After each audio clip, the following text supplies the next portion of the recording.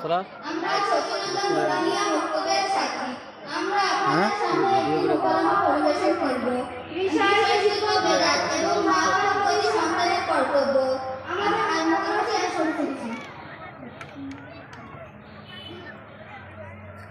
নানান ঝামেলায় বড্ড দেরি হয়ে গেল। আজ বুঝি পীর বাবার রোজায় তেলকাঠি দেওয়ার জায়গায় পাওয়া যাবে না। দেখি একটু তাড়াতাড়ি যাই, জায়গা পাওয়া যাবে কিনা। আসসালামু আলাইকুম। আরে তামান্না, কি ব্যাপার, কেমন আছো?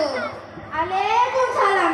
এই তো বাবার কৃপায় কোনো রকম না মরে বেঁচে আছি। তুমি কেমন আছো তাই বলো। আলহামদুলিল্লাহ, আল্লাহর রহমতে খুব ভালো আছি। আচ্ছা তামান্না, আমি তোমাকে সালাম দিলাম, তুমি হাত উঁচু করে মাথা নিচু করে অমুসলিমদের মতো করে বললে আলাইকুম সালাম।